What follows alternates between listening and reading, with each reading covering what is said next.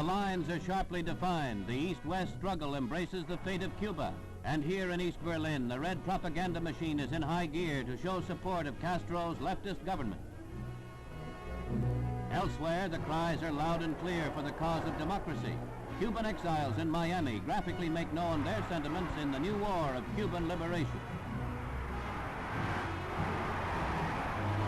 In Moscow, disciplined masses led by teenagers storm the U.S. Embassy as Khrushchev sends his message to Washington, demanding President Kennedy halt the Cuban invasion, while promising all necessary assistance to the Castro regime.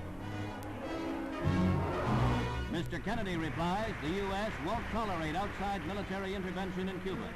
Addressing American newspaper editors, he makes a declaration of policy, its historic importance reflected in the gravity of the Cuban crisis. Should it ever appear that the inter-American doctrine of non-interference merely conceals or excuses a policy of non-action, if the nations of this hemisphere should fail to meet their commitments against outside communist penetration, then I want it clearly understood that this government will not hesitate in meeting its primary obligations, which are to the security of our nation.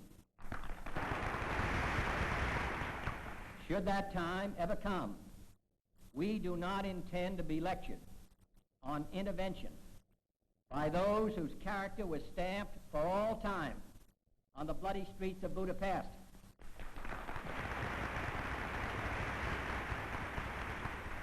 Nor would we expect or accept the same outcome which this small band of gallant Cuban refugees must have known that they were chancing, determined as they were against heavy odds to pursue their courageous attempts to regain their island's freedom. Mr. Castro has said that these were mercenaries.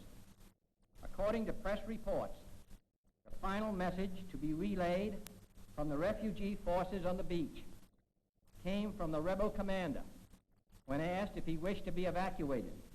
His answer was, "I will never leave this country." That is not the reply of a mercenary.